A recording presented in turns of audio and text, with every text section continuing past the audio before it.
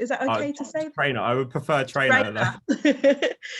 Trainer, and he has come today to talk to you all about social media, which I'm really looking forward to, as being the social media lead within the Facebook part of the WFDA, and work with a few other colleagues, with other trustees, to try and get our social media out there. So I'm really looking forward to learn lots today from you, Tom, and just learn more about the way I can use, social media to engage. And so thank you so much, and I'll take it over to you. Hello, everybody. Thank you very much, Marcia, and thank you, Catherine, for having me back. And yeah, so today we're going to be talking about social networking.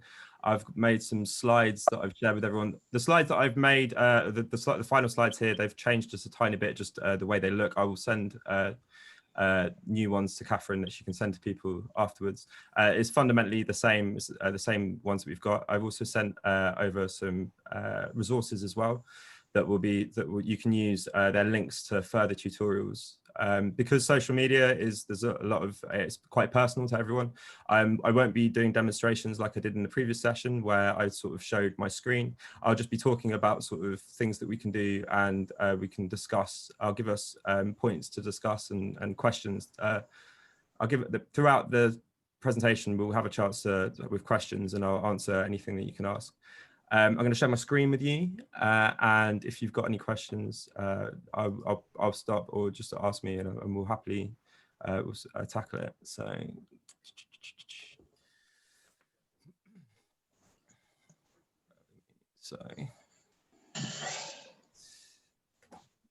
there we go.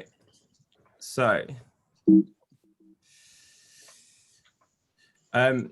today we're going to be looking at the sort of various social media platforms and some of their strengths, and I'll talk about some of the benefits they can bring, and sort of some of the examples, some of the posts you might be able to make within these platforms. And I'll also leave lots of links and hints and tips, so things that people might not know about, things that can make it easier for if you're neurodivergent.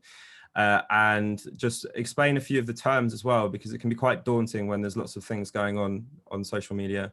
There's lots of terms for things, and I think that just having someone maybe just sort of explain it, or a place where you can sort of freely ask about these sort of things, can be really good, because then you can go away and you can learn about them a bit further yourself. I've got loads of tutorial links, and they're in all of them will be in the resources PDF that I sent as well. So the first part of this session is just going to be like a brief overview of social media and different sort of formats and different apps that we can use. And then I'll be going through 4 of the bigger sort of social media apps. And then finally, we'll have some slides to do with sort of things that you should avoid, or things that you should be aware of or think about when you're using social media. And there's quite a lot of slides, so chances are that I might not get through all of them this week. We probably might finish them off next week. But we'll just get through them and take it at a nice pace. And if you've got any questions, just feel free to ask. So part 1. So we create relationships in loads of different ways. Some are verbal, talking to people, body language, how you're sitting, how you're smiling, how you're frowning at someone, in writing, in person, face to face, and online as well. And online is sort of like the new it's a new form of relationships that we haven't really had to sort of contend with up until now. And so with these relationships, we've got different different people that we interact with online. There's friends and family, and that's quite a casual relationship, whereas you could be communicating with your work and community, or your work sector, and that's going to be quite formal. The depth of that relationship is intimate with your friends and family, and with working community, that's quite boundaried. There's some things that you would tell your friends and family that you wouldn't tell people at work. You use a more relaxed language with your family. You sort of have a more professional conversation online with your working community. You sign off with best wishes and good evening, and you try and spell check everything because you want to put your best foot forward.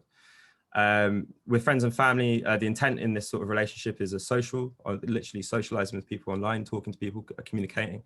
And working community is there's more purpose to it. And finally, the purpose for your relationship with your friends and family is connection, whereas with working community is cooperation. So immediately we've got two different ways of communicating with people, types of communication that you have with people online.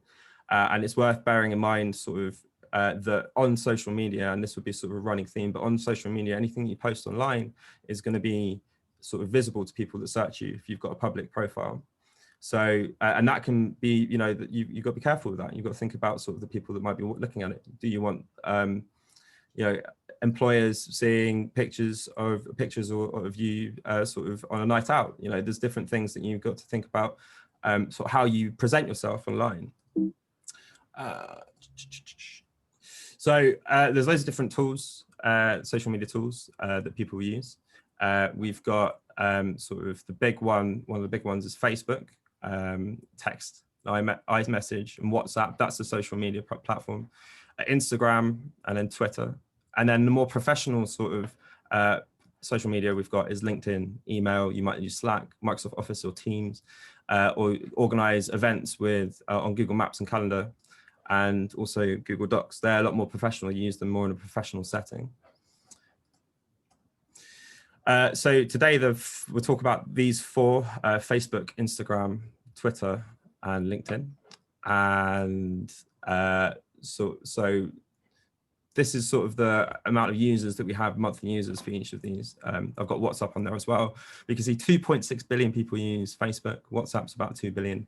Instagram's 1 billion. Twitter's 386 million, and LinkedIn is 260 million. So there's lots of people online exchanging information, making relationships, and communicating with each other. So it's a really good tool to connect with people. And also to sort of you make connections with people that you might have like forgotten. It's very easy to find people online. So the main benefits, or some of the main benefits that we'll see with that you can see with using the social media, like a lot of people use it just to keep in touch with friends and family. Using WhatsApp or Facebook Messenger. It's a way to quickly talk to people, send funny pictures, GIFs, which are moving images, and memes, which are sort of, they're very various things. It's very hard to describe a meme, but it's sort of lots of pictures with a witty comment, and people communicate using those. You can also use social media to stay up to date with sort of what's going on in the world and your areas of interest. And also you can promote yourself, your business, art, and your ideas. Lots of artists on social media, musicians, campaigns. Everyone uses social media to get to a wider audience. So it's not just your close friends and family, but you have the potential to engage with people far further from just the people that you know. And some of the main uses of, you can use social media to research new jobs. LinkedIn's very good for that. World issues, you can look at world issues, you can get updates about what's going on in the world. Twitter is a very good resource for this sort of thing, because you can follow hashtags and certain news outlets. And then you can also follow sort of any other sort of areas of interest. So you can keep up to date, and you can be part of communities that so you can increase. Yeah, you can be part of a larger community, whether it's a hobby, interest, passion, or whether it's promoting yourself in sort of the business world.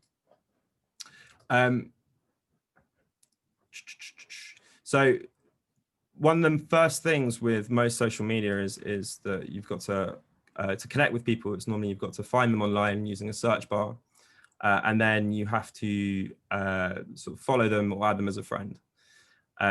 So you can find and connect with so many different people and so many different platforms, whether it's a campaign, a political party. You can find them, and if you like their page or if you follow them, your Facebook feed will start being populated with posts that they make.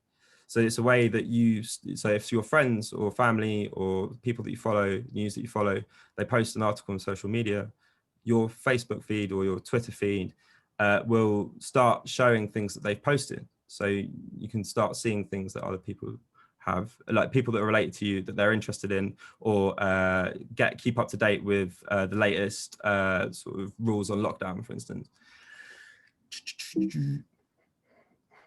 Next one.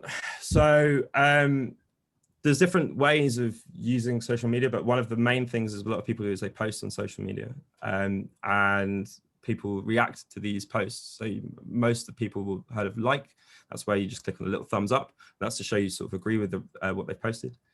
And then you've got other reactions, which are like smiley faces and emojis, which are smiley faces or different little cartoon faces, basically to show how you react to this.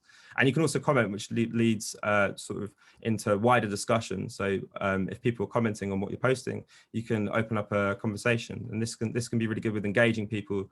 And if you're trying to build a community, you know, reacting to someone's comments and talking to them back and responding to them if they've made the effort to leave a post on what you're writing is a good way to keep people engaged. And if you're running a brand, that's really useful.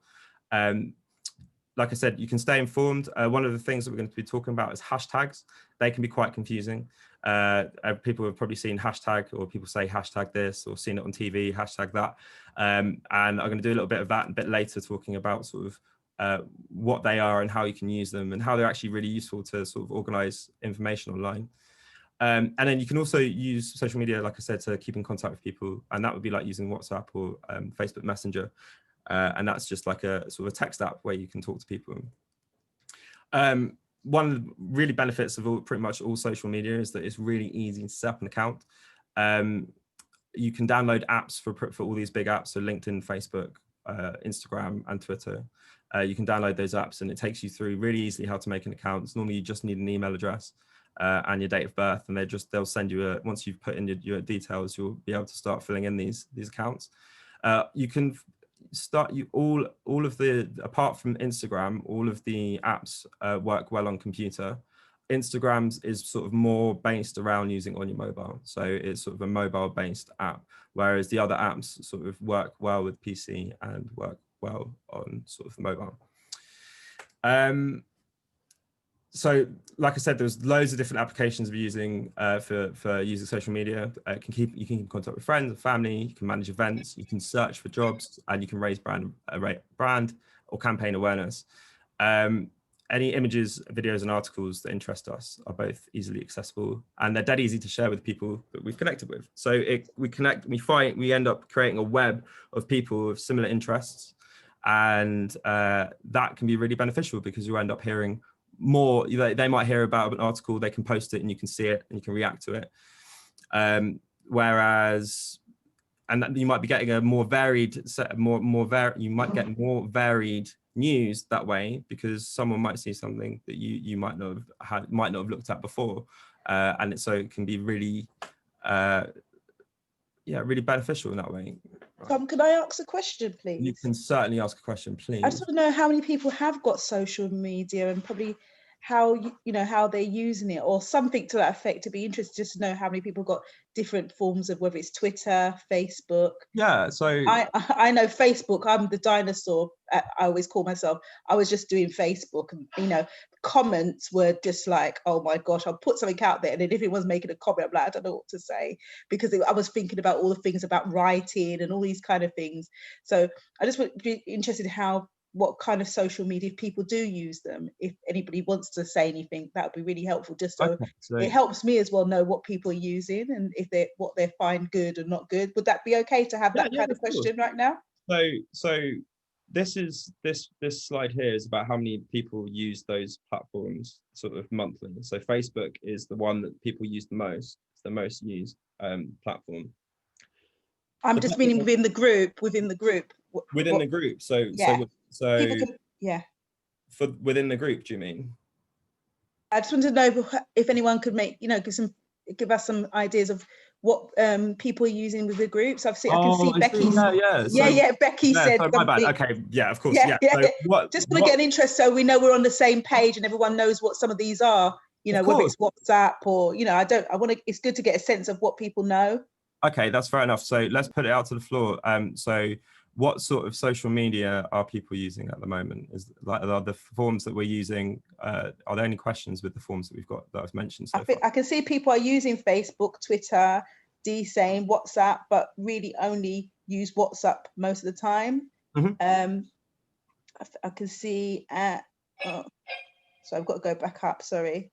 I have a personal Facebook page and group. This is Anna, all things dyslexic. Sorry, so WhatsApp seems to be pretty popular. Yeah. Becky says Instagram Facebook, as well. Yeah, Twitter, WhatsApp. So you're getting your WhatsApp, Twitter in there. No LinkedIn. Oh, okay, Catherine says LinkedIn. Okay. Okay, it was just to get a sense that people knew, and then you know the gaps of what people don't know. I don't use Twitter. I've been encouraged to use Twitter, but I haven't gone there yet. I keep thinking, oh my gosh, it just seems another thing to try to maneuver myself. But since lockdown, I've used LinkedIn, and it's become my best friend in a way, as a social media online kind of. I've met so many different people that I would never have met if I didn't use LinkedIn. And had lots of conversations across the world, from Netherlands to the USA. So it's been really interesting connection. But okay, no one else has anything to say. Anybody got anything to say about any of those? Find them good, not good, or? Instagram's quite good. Facebook is go-to. I haven't really used LinkedIn before, to be honest with you. Yeah, okay. It's one of those ones that's not Thank you, Michael. Yeah, it's a sort of a professional. Yeah, thank you. It's sort of a professional Facebook, so you can connect with people in your sector. And so maybe I should explain what each one of those are, maybe just a bit, so that we're all on the same page. Facebook was one of the. Yeah, that'd be helpful. And I know after you do that, I think Becky's got her hand up. So just so we've got a little. Yeah, of course, of course. So to my knowledge, Facebook was one of like the big first ones. First was the main dominant sort of social media, place of social media. You can post videos, articles, pictures, and you can follow your friends. So you'd have a Facebook feed, which is sort of posts from all these different people. So you can see sort of you're updated on what your friends and what's going on in the world. WhatsApp is sort of predominantly just a phone messenger service that everyone has that uses the internet, connects to the internet. So you don't necessarily need, so it's quite global, and you can send multimedia messages very easily. So you can send things like voice notes and images. And phone calls. And phone calls, exactly. Yeah. Phone Wi-Fi, that is a game changer, isn't it? Because if you've got Wi-Fi, but you haven't got sort of money on your, if you haven't got data, you can just use the Wi-Fi to call people. And often as well, the Wi-Fi signal is so much stronger than it is the signal otherwise. So WhatsApp calling is definitely, and video calls as well. You can do video calls on WhatsApp. It's a really nifty app. And then Instagram is quite a bit more modern, and it's sort of more pictures and short video based. So that's and it's like kind of what you say. They say it was what all the kids are using. Like a lot of people, the younger generation, a lot of people. I had to sort of get on it a few years ago, and I was like, what is this Instagram? I don't understand what it is. It's just pictures. You can't express yourself. I felt like a dinosaur in it because it came after my time. Facebook was very much sort of as I was going through my sort of school, and so I felt you can feel trepidation with trying out new social media. This isn't you shouldn't feel pressured to sort of try or use any of them. It's completely okay not to use social media. There's just some benefits that we're going to be talking about. One of them, and a lot of things that people seem to be sort of interested about, is LinkedIn, because not many people, you said that kind of you haven't heard about it. So there will be space within this talk where we'll talk about like kind of the benefits of using it, and I'll try, and if there is some interest in it, then I'll try and make sure that there's more resources next week for people. It'd be good to show just what it looks like. I mean, maybe if it's not today, but next week. Yeah, what I'll do is next week, if what I'll do is I'll gauge what people like, and then next week I'll make a dummy profile, and then sort of then like kind of I can show people around that if that's something, because I like for data protection I'm not going to show my own social media. No. So what I'll do is I'll try and make a dummy profile, and then we can explore it next week if that's something that people want to do. So if everyone can say whether they would find that useful or any other forms of social media, a demonstration for next week, that would be really helpful. I'm just mindful Becky had her hand up. So Becky, would you like to, if you have, say what you had to say? That would be really, if you can remember. Yeah, no, don't worry. No, this is really interesting because I use social media quite a lot. What I would say, and it's just a little tip, and I'm popping it into the chat, is if you're somebody who's neurodiverse and feels a bit anxious or trying to switch off, do yourselves a favor and don't have Twitter or Facebook on your phone, because sometimes if you're trying really hard to switch off and you hear your phone going on various bits, you'll find that it actually increases your anxiety, and also in terms of your own relaxation. I say that because I had this same problem, and I'd be on my phone going, I can't relax, and I'm like, put your phone in the kitchen and leave it alone, because it does get addictive. And there's a recent documentary that's come out called The Social Dilemma, which is about how we're responding as a society to social media. I don't know if Tom's seen that yet, but it's superb. So I'll share that. Yeah, no, that is on my watch list. I do not have Netflix on there, so I need to acquire. But yeah, no, 100%. There are definitely some things that people need to be aware of with using social media. It's not just like kind of it's not just something that like kind of it doesn't have some downsides to it. There are things that you should be prepared for. I think constant notifications is something that can be really can quite anxiety inducing. If we do find ourselves quite attached to our phones quite often. So having more of a reason to go back to your phone or feel tethered to it, or that you have to constantly respond to all these notifications, that can be anxiety inducing.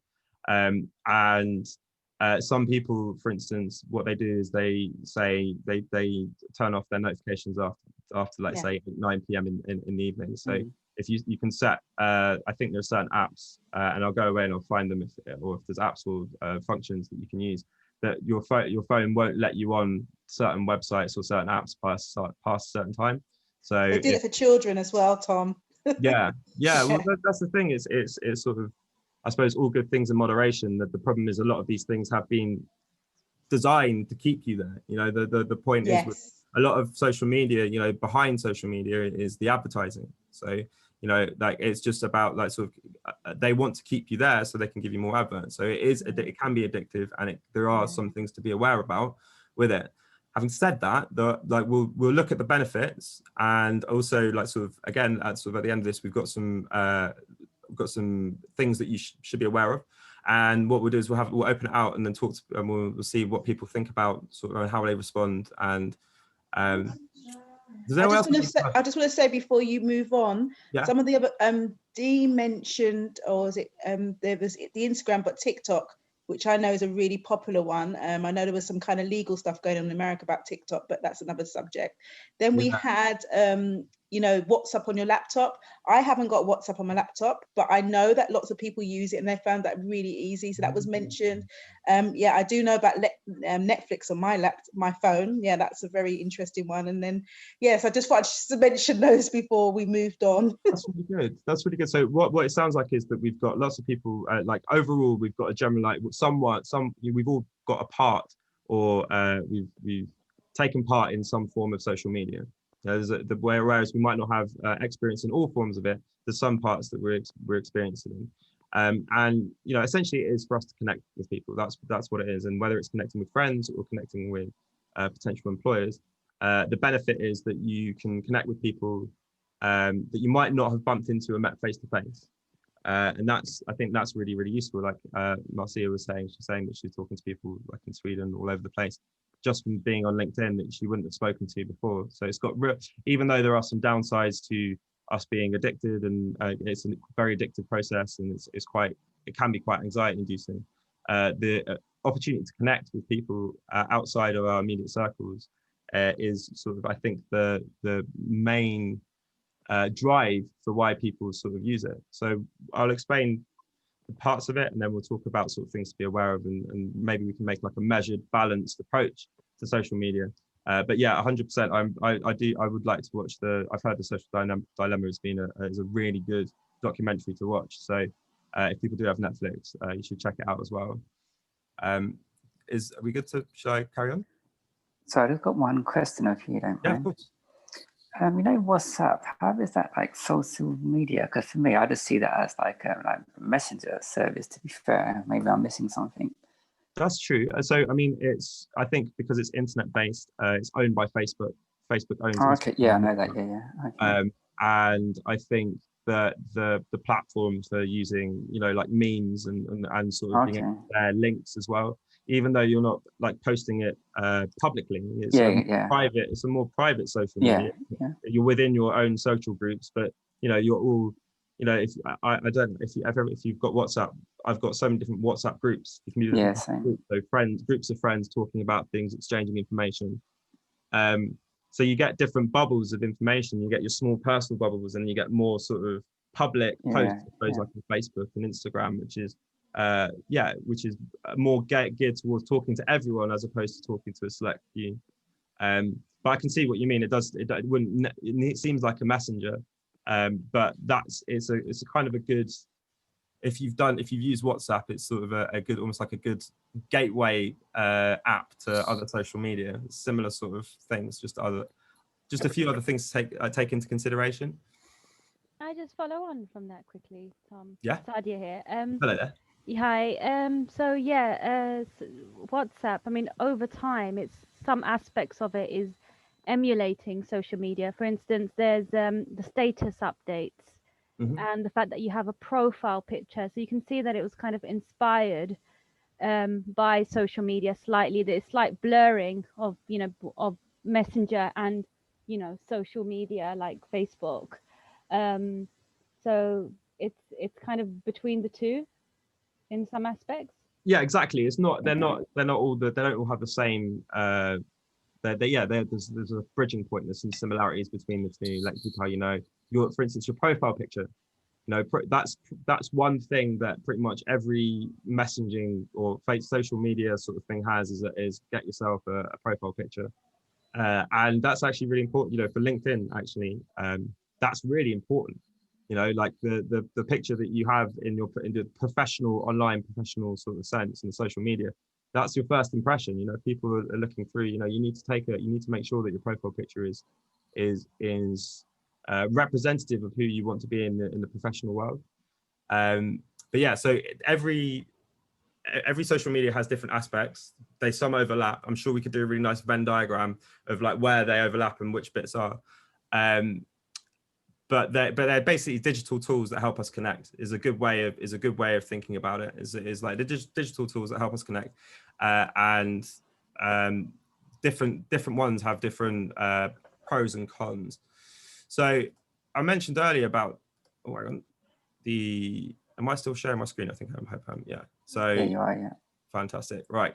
So is it all right if we go forward? Is that good? Yeah, that cleared it out. Thank you. Brilliant, sweet. So this is sort of talking on what's going on with LinkedIn, sort of going in with that, and it's talking about casual and formal language. A lot of employers might check your social media presence. It's very easy to type your name in. If they've got Facebook, or if they've got Instagram, or if they've got Twitter, and you've got it, and you've got for instance, a funny but rude email, as your Twitter handle, or if you've got like a rather compromising image of you drinking too much alcohol, or anything like that, if you've got that, they're going to see that. They're going to be able to see these posts. So it's important that sort of and also what type of language that you use as well. So whether you could be swearing or professional, or causing up a ruckus if you're commenting on controversial topics. you know, these things might be visible to people if they search you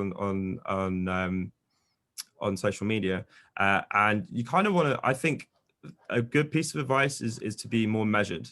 You know, it's better to have not put something online and then and sort of not have to worry about it than sort of 2-3 years down the line be sort of in line for getting a job or something, and then something from your past gets dragged up because it's been put on Facebook. So, or Facebook or Twitter. If you don't like if people post some things of you that you don't like, for instance, you know, some people might post a photo that you didn't post, you can untag yourself. And that's something that you should sort of think about as well, is that if other people post online content of you, because that's what happens with social media. If someone's taking a photo, they might tag you in it and post it online. That's something you've got to be aware of. So if someone posted a picture of you, you might need to untag yourself from it so that you don't appear when someone searches. It doesn't appear next to your name when someone searches it. Yeah, try avoid posting offensive content as well. That's, again, it's just about putting your best foot forward. And so anyone that finds you online finds a version of you that is the most, or the least offensive, should we say. I think, Tom, as well, you know, as well as, like you were saying, social media can be really good. There can be, I've known people to get fired through their social media contents when they're off sick, or they're on holiday and all sorts of things. So, you know, it's quite that's a brilliant. Yeah, that is a brilliant point. So that's the thing as well. Like, we used to be able to say, you know, have our excuses and no one would be able to see. But you do get people able to, you know, even, you know, your boss or your someone you work with, you know, they could just easily look over the shoulder of one of your friends who's on your Facebook, and they could see, you know, whereas you said that you were at it was an important family emergency, but you're actually sort of at your best friend's birthday. You know, like these things happen, and it's really important to think about, like, sort of just what you're posting online. You can, I think on Facebook you can make your profile private as well. So so some people choose depending on sort of their profile. Facebook's a really good one to keep things private, because that way people aren't searching your name and you're immediately coming up, and if they do find you, they'll only see like your profile picture. And they have to add you as a friend. So if you haven't got your boss as a friend, but you've got, you know, a particularly colourful Facebook profile, then change it to private. But yeah, it can catch you out. People, you know, you can get caught out from, you know, if you're saying one thing and doing another, you know, you can lose your job. And, you know, sometimes that's deserved if you've lied about something. But social media will catch you out. You know, there will be an evidence trail of someone taking a photo at this date when you said you were doing one thing and you were doing another. It's just not worth the hassle. So the cleaner you can keep your social media, the more honest, but also the more, it's also erring on formal. You don't have to be like completely formal with all your friends, but just bear in mind that it's not just a message. Like, messages, once it's online, they're saved in a digital format. Someone can screenshot it. They can do anything to do with it, you know, whether it's WhatsApp, whether it's LinkedIn, you know, even if it's a private message, you know, someone could screenshot something that you said in a moment of anger, and that could come back to bite you. So it's much better to be more measured with your language. And if you've got something choice to say to someone of your friends, sometimes it's better to say them face to face, so there's no sort of paper trail of what you said. But yeah, these are just things to be aware of, you know, when using social media. Is just be mindful that the things that you post, they can come back later. You know, is this something that a future me is going to want? It would be happy for everyone to see, or, you know, would a future employer could this lose me my job? And if any of that could be yes, then it's safer to detag yourself and not be part of the post than sort of have it come up in an inopportune moment later on. Also, can I just add, like with regards to privacy, you don't even have to use your actual name on Facebook. You know, that way, like, I don't have my actual surname on Facebook, and I have more control over who sends me friend requests, because usually those requests have come out of a conversation. You know, I've met those people and they've said, well, are you on Facebook? And I'll say yes, and this is my Facebook name, and then that's how they'll find me. Whereas a prospective employer or anyone else wouldn't really be able to find me. That is, like, best bit of advice. That's a really good bit of advice. I know friends that I've got friends, for instance, that are primary school teachers, and they're you cannot find them. You would not be able to find them on social media. Like, and it's really important. You do not want to see. You do not want to. You know, everyone. We're all adults. We all have a life, but there's some. You know, there's some things that you shouldn't expose, like sort of other sections of society to, and that having them search you on your social media is probably going to bring up some questions. Everyone's got pictures and images that they wish would never ever see the light of day, but I guarantee you that a school of 10-year-olds will find 10 or 12-year-olds will definitely find anything you've left online. So, you know, change your name if that's something, if privacy is an issue, if you're feeling that's it, you're right, you get a lot more control if you've changed your last name with it. So if you're making a profile, that might be something to think about. Based on that as well, actually, I just came to mind. So I remember reading one of my friends said that what they did is every time they signed up to a new website, they put the name of the website as their middle name when they signed up to it, because if they ever got any forwarded email from it, it would say what website they were getting the spam email from. And I thought that was always a really good way. So if you're ever signing up for a website, just put like, say, I don't know, like Tom, Amazon, Henry, whatever. And then if you start getting weird spam mail and they'll say, hi, Tom, Amazon, Henry, you'll be like, oh, it's that website. That's the one that's being difficult with my giving out my name to people that can sending me spam. That's a really good idea. So the next thing, another thing that sort of really another overlap with a lot of social media is using voice notes. So we sort of talked about before about speech to text. I think a few sessions ago, we talked about speech to text, which is when you're dictating into your phone, it writes it out for you. Now, voice notes isn't quite that. That is just capturing what you're saying as you're saying it into the messenger. Now, Facebook Messenger, Instagram, direct messages, and WhatsApp all have this ability. I've on this page here, I've sort of got links. If you just click on the text here, it will take you to the links to videos to take you to how to do that. But the general sort of the general idea is, as opposed to typing things out, which can take a very long time, and by the time you've thought about what to say, it can be very anxiety inducing, and you've got to spell check and all that sort of stuff. If this is quite a casual form of communication, I wouldn't send a voice note to a prospective employer. I'd probably kind of wait till they're friends or family before you start sending voice notes. But it's a good way of communicating with people. You can communicate a lot more emotion. You get a lot more emotionality. The amount of time I've misread a text because someone's written something and you haven't got the inflection in their voice, so it comes out like they're being like snappy. Whereas if you can send a voice note to someone, it's a lot quicker. I find that I convey a lot more information when I'm talking. And also it's a bit more personal. I think sometimes just, everyone gets text messages, everyone has to read all this sort of stuff. I think sometimes having a minute voice message from your mate, ramblings of one of your friends can be really, really, really, it's really nice. It's actually, it's a different way of communicating with people. So a benefit for this is you don't have to spell, you get more emotion in your voice. It's faster, it's faster than typing even. So I would, if that sounds like something that you'd be interested in, just check out these links I've left here, and it will take you through each format and how to do that. Yeah, Tom, I'm that classic mate that's talking. You're thinking, oh, when are they going to stop? But what I was going to say, LinkedIn does it as well, so you can do it on LinkedIn. Oh, brilliant. Okay, yeah. Well, I'll find a link for that, and then I'll. Yeah, LinkedIn, you can talk as well. So I use that for LinkedIn as well. Really? So. How did you? So so were you using? You go on your message. So when people message you, you go into those messages, and then it's got a tool to press down, and then you can talk as well. So you can leave a recording. Oh, that's really good. So they all have that, and that's really beneficial. And if you're using on LinkedIn, then that's really good. I'd say. Yeah, I find it useful, but I don't know why. But I think the WhatsApp one, when I try and press it, I keep slipping. So I think I'm recording, but I haven't. So it's just my hands. It doesn't seem to hold the button properly.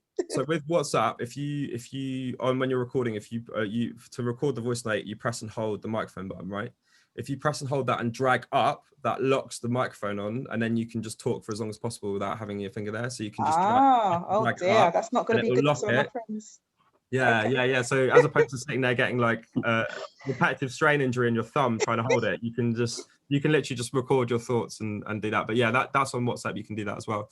But it is a different way of communicating with people. Some people it feels a bit weird leaving people. It's like a voice message essentially. You're leaving like the old school voice messages, but it's a lot more instant. You know, people aren't going to have to ring up their voicemail, and then like that's a real. You know, every time you get a voicemail, it's like, oh, that's the whole 5 minutes of my life I'm not going to get back. So I've got to call them up and then dial it out. And then, on WhatsApp, yeah, exactly. On WhatsApp, you can just play it back and it's a lot faster. So it's a faster way of communication with people. You have got in LinkedIn, as Marcia says.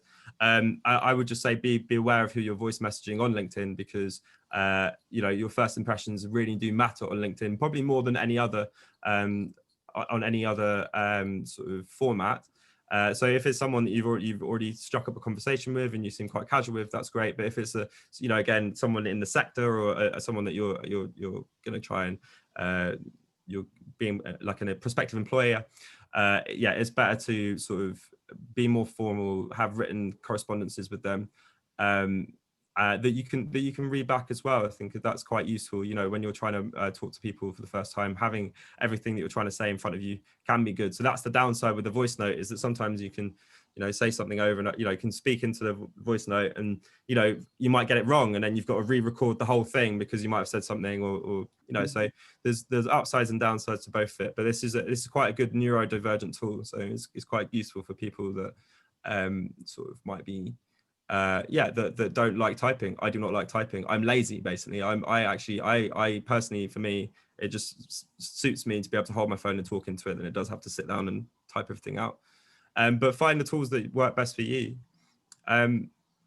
So we're going to move on. We're going to move on to the next part now. But before I do, is there anything that anyone would like to add, or any sort of parts that people want to talk about? No, not really, to be honest. Awesome. That's what I like to hear. Right, brilliant. All right, cool. Not that I don't like hearing questions, but I like that we're all focused on moving forward. Right, so next part is Facebook. This one, it's hard not to exist in this world without having heard of Facebook. Some people might not like to use Facebook for their own personal reasons, and that's absolutely fine as well. It's a bit scary having Mark Zuckerberg, like he's got a lot of sway with a lot of social media, but unfortunately it is the largest social media platform, and you can use it to keep in contact with your friends and your family. You can use it to manage events. So you can put events in the calendar and you can invite people to it, and campaigns and you can raise brand awareness. And then you've got Facebook Messenger, which is a bit like WhatsApp. It's a similar sort of thing, just works through your Facebook contacts. And it works both. If you've got Facebook, you probably notice you probably have it on your phone, you probably have it on your desktop as well. And obviously, like, it can be a bit of a sync. You can end up on Facebook and then you can be like, oh wait, 3 hours later, where did my time go? There's lots to go on. You can see your friends, you can look at articles, you can join discussions. So it's sort of the biggest social media tool, that's like most widely used by a large part of the world. And TikTok, someone mentioned TikTok earlier. I haven't done anything on TikTok. That is rapidly rising. It's sort of like, I think it's similar sort of like Chinese, like Instagram made by sort of China. And that is, again, that's another one that's really, haven't done any notes on that one, but that is rapidly rising as a big part of that. I suppose that's something to be aware of, is that with social media, they are sort of profit driven, and they might, that it's worth looking at things like the social dilemma and sort of looking into sort of who runs them and sort of what the downsides to them are. I'm not gonna talk about like all the downsides, but people, there's a large consensus that social media has played in part a large contribution to Donald Trump's rise, and so people, I think that we could all agree that he's not exactly a beacon of humanity, and sort of like, so there are downsides, and just be aware of it. Later on I've got some really good links to help with looking at news sources, because one of the things people use with Facebook is use it to get their news, and I've got some tools later on and some websites that we can use to help sort of look at and help judge the sort of news that we're looking at. So setting up Facebook is dead easy. It is just sort of go to facebook.com, and then type in your details. And I've got a little video there for you that you can follow. It's really easy, it'll take you through if you're not sure how to use it, or if you haven't got a profile. And then underneath that, we've got another tutorial for setting up a page. So there's Facebook, your personal Facebook page, which is for you and all your personal pictures and your friends, and to connect like that. And then you can have a brand page, which is what you can use to connect to people and build a community around, say, your art or your passion, or your, like a group that you've started. Facebook's really good for groups, so you can search for pretty much anything, and there will be a group dedicated to it that you can join a community with, and that you can sort of discuss, and they will have posted similar content. So if you find something you like, say for instance a musician, if there's a type of music that you like, a musician, you can type that musician in. I know some musicians have a so-and-so appreciation page where all the fans post all their music in. So if you're not sure about, like, if you want to find more about a certain topic, finding a group could be really useful to engage with a new community. Finding friends and family on Facebook is really easy. You just got to search the name. We've already spoken about this, and sort of choosing a name as well. It might not be your full name. You might want to give yourself a different surname so that you have more choice. Because that's the thing, when you're on social media, if you've just got your full name, people can search you, and you can't control who gets to search you. So it's better but you can control who searches, what name they have to search for them to find you. So yeah, make that choice when you're making a name. Be aware that Facebook, one of the things that Facebook used to get with Facebook pranking was people used to change people's names quite regularly. So if someone left their Facebook on, you'd have your friends change your last name to something hilarious and normally quite profane. Facebook sort of put a stamp on that, and they mean that you can't really change your name, and that's quite good for data protection and all that sort of stuff. You don't get random people making random accounts, but obviously if you're making, like, I think you get 1 or 2 changes, so just be aware that, like, if you're making your name and then it's a different name, and then you forget that, and then sort of you're trying to search Facebook, you're not going to be able to search yourself because you might have forgotten it. So it might be worth writing down your then fake name that you're using, if you do choose to use that. We had a question, Tom. How do you change your name that is already on Facebook? I mean, I've done that. There's a feature you can do it, but I can't remember it on the top of my head. But I've changed the name. Yeah, I've changed my name on Facebook. Settings. Yeah, the settings. I'm sorry. Settings. I think. Let me just have a look and see if I can. I don't know if I've. You don't even have to have your actual picture on there. I know it makes the page really impersonal, but I mean, that's one of the ways I protect my privacy as well. Brilliant. Again, choice of profile picture is really important. Like, kind of who do you want? What do you want? How much information do you want to get? Like, do you want people to have? Like, kind of, that is your choice. You can choose how much everyone knows, or how much you put, how much is public. Whether people just have a picture of you, or whether it's a picture of art that you like, or anything like that. You can keep it as personal as impersonal as you like. There's no pressure to have loads of pictures of yourself, or that's what a lot of people do. A lot of people have lots of pictures of themselves, and that's absolutely fine. But if you're worried about privacy and you're worried about people just like being able to look in on your private life, not having a profile picture that's not you, not having a Facebook name that is not, the surname's not yours.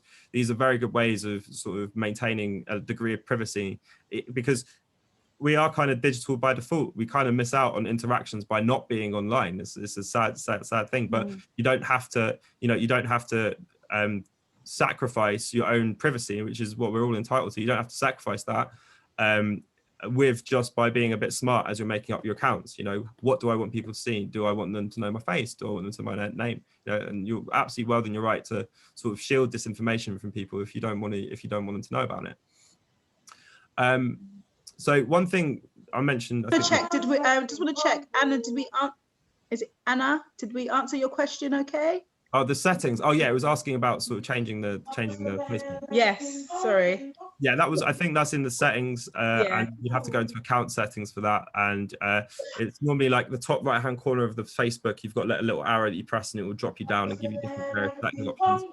Thank you. Have a look. Yeah, I'm not sure off the top of my head, but I think again it's the sort of thing that just type in how do I change my name on Facebook, and you'll get so many tutorials on how to do that.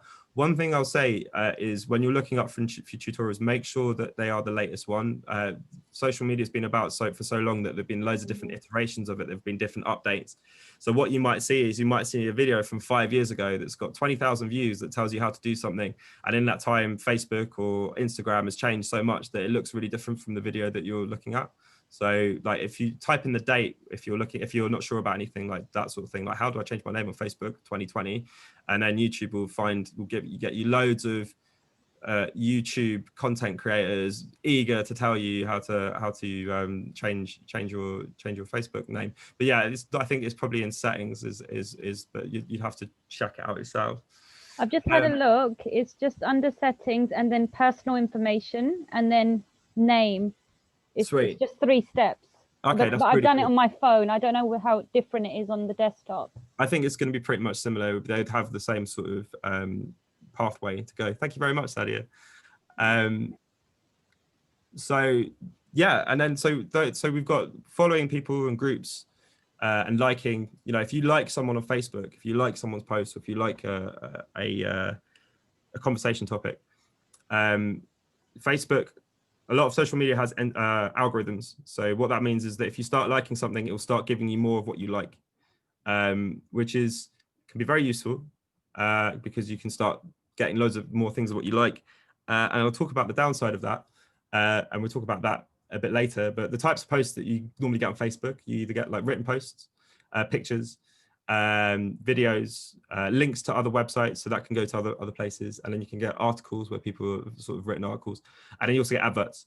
That's another one. People might have found if you've ever put your phone down and you talked about something, and then you start getting adverts on a certain social media platform that is about things that you've talked about. I don't know how it works. It's some sort of voodoo magic sort of thing going on, but yeah, you do get advertised to on Facebook. Not all posts on your feed are from your friends and family or people that you follow. They might be sponsored or advertised. So it's worth just checking. There's normally next to it, it normally says sponsored or advertised. So it's worth just checking that what you're consuming isn't just, you might be like, oh, I like this, but it might be an advert specifically tailored for you based on your likes. That's what these algorithms do. They'll look for these sort of things. So the more you react to stuff and the more you like to it, the more the social media tailors it's your experience to it.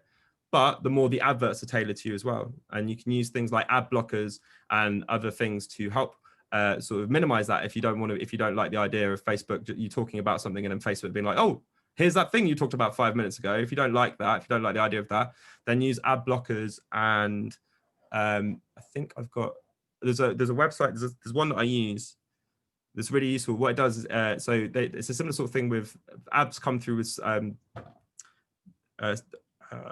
Google searches as well. So when you're searching online, those searches will then go into an algorithm that can tailor adverts to you. So one of the things you can do is you can have an extension on Mozilla Firefox that does randomized searches in the background. So it's just constantly randomly searching, just random words and randomly searches them. And that just gives you more noise. So it means that ads are less invasive because they don't have the data on you. That's just something to be aware of. You get those posts, adverts. So, if you don't like adverts, you don't like targeted adverts, it can feel quite personal if you're talking about something. I've talked about counseling with someone before. I've talked about like maybe they should go for counseling, and then 5 minutes later I've got adverts being like, you need counseling, and it's just like, okay, that's not what I need at the moment. So if you do have that, using ad blockers can be something that can be quite useful. And I will, for next session, I'll get a list of different ad blockers or different extensions you can use that can help with that. So yeah, we've got different reactions. They're sort of Facebook reactions: love, like, haha. You've probably seen these little smiley faces appear at the bottom of people's posts if you're on Facebook. These are different ways that we can react to it, and it's just a different way of engaging with a post apart from just like thumbs up, because life is, you can't just thumbs up every bit of news in life. So you need a bit more nuance to that. I think there's quite a bit of tragedy in the world, and the like button doesn't really cut sort of that. So we talked a bit about Facebook groups just a bit before, and so a good example of Facebook groups, or some Facebook groups, I found, literally typed in neurodivergent into Facebook earlier, and it came up with like neurodivergence and friends, and it's just a nice little Facebook group for people to go and chat and talk about their own experiences. So it's an example of like, you can find communities that you're part of without even having to go out into the world. Do you know what I mean? You can type in, oh, I like racing, or I like, you know, any of your hobbies. You know, if you're finding it difficult to, maybe at the moment as well, especially at the moment where sort of all these sort of hobbies, a lot of our the way of expressing ourselves is being limited by sort of like kind of just the fact that it's COVID. You know, a lot of the things that we would normally, you know, the way we connect with people is quite limited. So being able to join an online community can be really beneficial. You know, a lot of us can feel isolated and not feel like we're getting that connection, and you shouldn't use it as a substitute, but it's good to have it there. And you know, you might find that you might make some lifelong friends that you've connected with through these sort of groups. I actually had a housemate. I was part of a music group, so a Facebook music group in uni. One of my best mates made it. He added someone that he met at an event there, and this housemate ended up being this guy on this group ended up being a housemate just through music, you know, and through this group. So it's a really good way of connecting with people that you might not have connected with before. You know, one of your mutual friends might add you to groups, and then you can start discussions and you can post articles that sort of are to do with that group, and you know, you'll become part of an online community. And I think that's one of the benefits that you get with sort of online. You end up connecting with people and can create communities that are really sort of geographically disparate, you know, but we're like here, we're connecting all over the country, you know, for a group of people all over the country, we're able to connect. And that's some of the benefits that this has. Another thing that's quite cool is if you type into emotional health into the Facebook page, it comes up with like a Facebook sidebar, almost like a emotional health, mental health, a taskbar that gives you loads of different tips and pages and help that you can go look at. So I encourage people to go away and just have a look at the sort of groups that are on Facebook, because you might find that there's some communities that you might want to join. Any questions? Awesome. I like this. I like where we're going. Right, cool. So next bit, managing a Facebook page. So you've got your personal page, and then from your personal page, you can make a community like an official Facebook page for a product or your community or some art or your business or your brand. And I've made a lovely little we've got YouTube links here for that. We've also got sort of a blog post by Orbit Media. That's a really good website for making social media, giving examples of the sort of social media posts that you can make and how to make yours stand out. Because that's obviously, you know, if you are making a product or an art, or if there's something that you want people to hear about, you know, a really good way to get people to hear about it is through Facebook or through Instagram. You know, you connect, and like I was saying, because you connect with people from different places, it gives you the opportunity to make a Facebook group or a Facebook page for something, and people can have heard or been exposed to whatever content you're making in the real world. They can be exposed to it through being online. Another good blog on Buffer is that about this link here. If you go to that, that'll have loads of different articles about sort of making social media posts and making effective social media posts sort of for communities and getting community engagement. If you are making a page, if you've got a page, you can you can sort of schedule posts for the future, which is really useful for, you know, as opposed to like making content every day. We spoke about this earlier, or we spoke about like sort of the notifications, you know, feeling like you're constantly a slave to your phone. If you're wanting to engage with your community regularly, you know, and that's what, if you want to get brand awareness, you need to be engaging with people regularly, because they need to feel like they're contacting you, they can talk to you.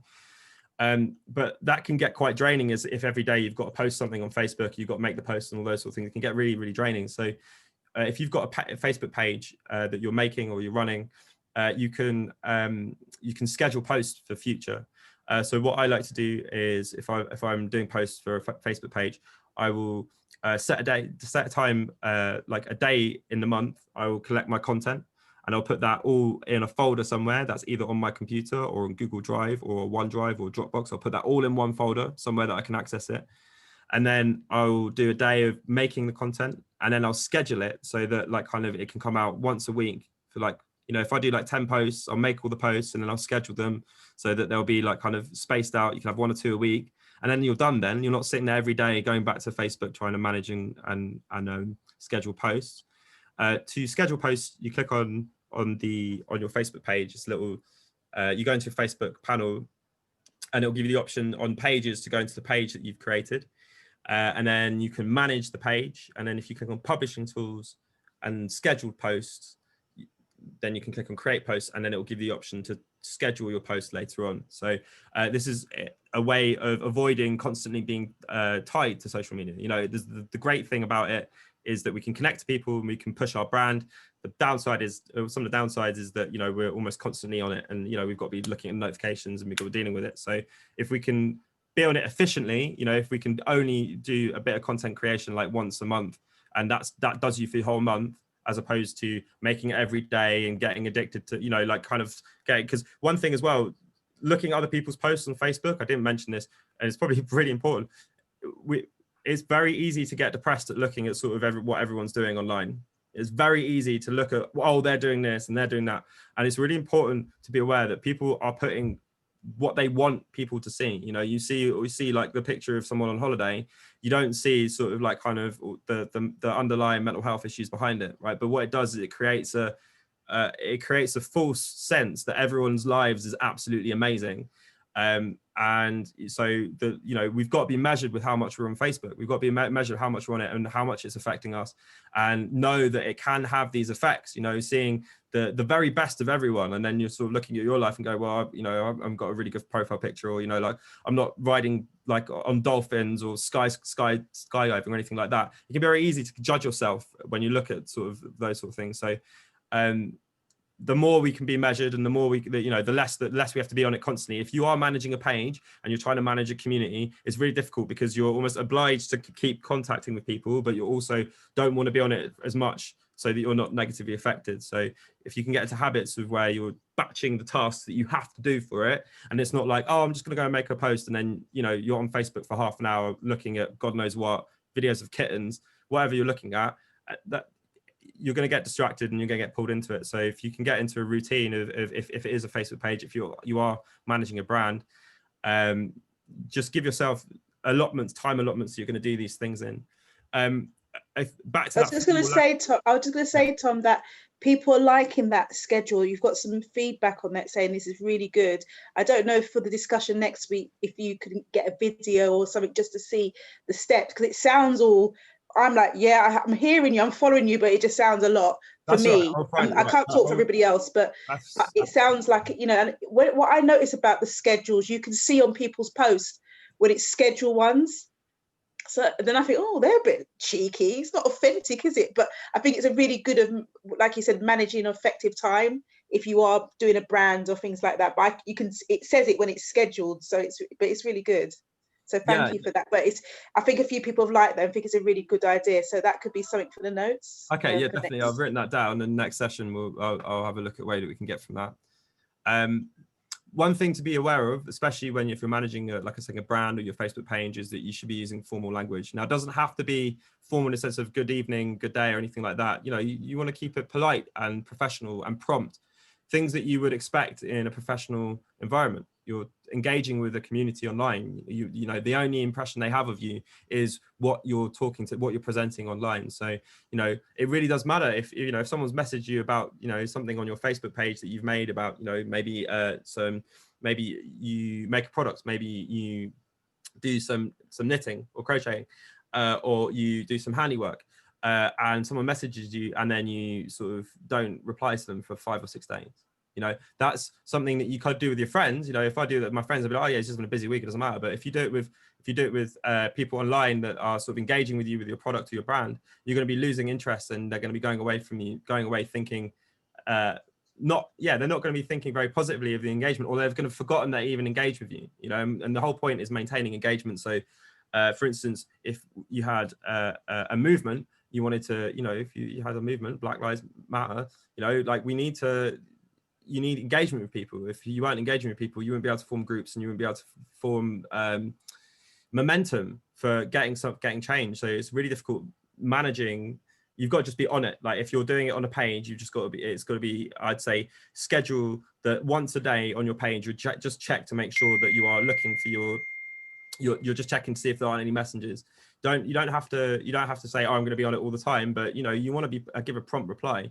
I know that as soon as someone replies to me, the better I feel about that engagement. You know, if someone's left me 3 days waiting for a reply, I'm normally like, oh, finally got around to it, have you? But if someone's like in 10 minutes, you know, 10, 15 minutes, they've come back to me and they've been like, oh, hey, it was really glad to hear from you. Thanks very much for taking interest. Like, here's the information you required. You know, you're engaged with that person. And I found this actually recently. Someone sent me, it's kind of going back on what I said, but on Instagram, so I was talking, like, I followed someone on Instagram, and within 5 minutes they sent me a voice message, because as soon as they follow you and you follow them, they can send voice message. And he'd reached out to me, and he talked to me in a sort of way that not many other people had. And I was like, oh, well, this is really different, you know, like, kind of, it's not just a text message. Someone's just gone out of their way to say, hey, I used to live in Brighton, that's really cool, like, thanks for, we'll keep in contact. And it was just something little like that, but it means, if you're engaging with maybe not prospective employers, but if you're engaging someone that you're trying to create a community with, little personal touches like that go a long way to making people feel like accepted and that they're part of the community. I was going to just go back, Tom. I think what Becky's mentioned and you've mentioned as well is about having time that you don't get overloaded and information overload as well, or just get brain fogged, and setting time. Like I do mornings, and then I might do occasionally at lunchtime, but I don't too much. Obviously, if it's a new message from somebody, I try to respond, but it's like you said, setting time, because for some of us, or if I can speak for myself, my brain might get overwhelmed with all of the text in the Facebook. And like Becky's taken off the Facebook, I actually take my phone. I have an upstairs and downstairs. So I take my phone upstairs if I'm charging, and I'm downstairs, so I'm not engaged or tempted. So I kind of discipline myself, so I'm not wanting the urge. So I try to put sort of strategies and techniques in place for myself, so I can plan my day and not be focused on all these, the social media all the time. Yeah, 100%. It can get really invasive. It can get, like, if you're trying to manage all these different platforms. I'd say that, like, kind of pick a platform that you're engaging. If it is, for say, like, if it's you've got your Facebook page, and then you've got your Facebook page for your whatever product you're dealing with. And the difficulty is it can be very easy to slip from one to the other. So, regimenting your time, being like, this is the time that I'm on Facebook for this. I'm going to do this.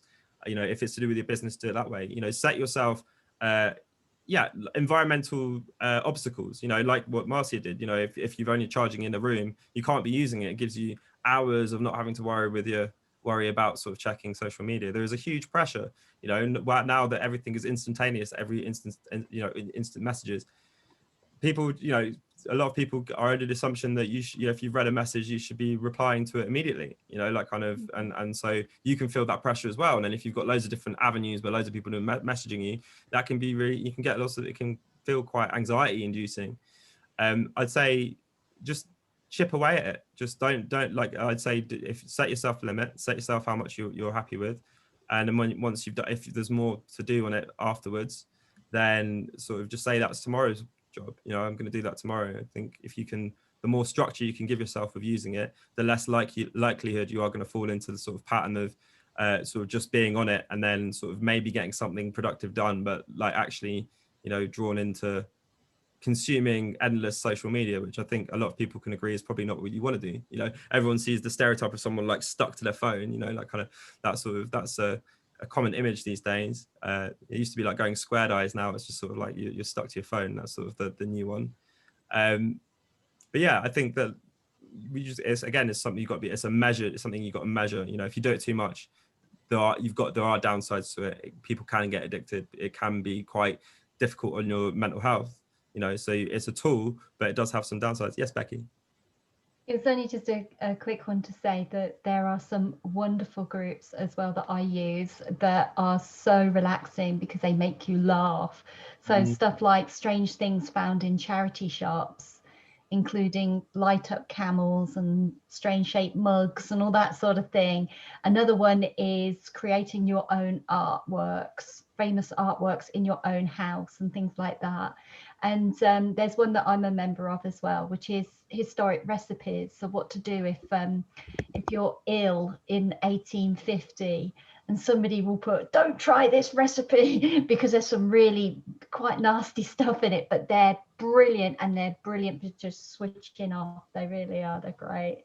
That's actually, I really like that. Sorry, I've just realized. Yeah, so I've written that down because what I think was a really good idea. I think what we could do if people would be up for it, you know, if for next session, if you could just write down some of the groups that you are with, you know, because it might be an opportunity for people to hear about these sort of groups that you might not have heard about. You know, I'm part of a group, I follow a group, I'm in Brighton. I've got a group I follow called Keep Brighton Weird, which is literally just like all the pictures of people, like kind of the weird people that you find in Brighton, the weird things, the quirky, extravagant things that you see knocking around the town. So it's got like 20, you know, it's got thousands of people, tens of thousands of people following, just looking. And it's not, oh yeah, do you see this guy down there, down the level at like sort of 7 o'clock today? Oh my God, it was hilarious. But it's just a nice community feel. So I think I agree, Tom. Yeah, what would be quite nice is if for next session, if people could just like think of any of the groups that they're part of, or any of the communities that they think that other people might like. I think that'd be really nice that you could have a kind of a bit of a time to share with people, and then sort of, you know, then you can join, you know, there's an opportunity to join these communities if you like the sound of them. Yeah.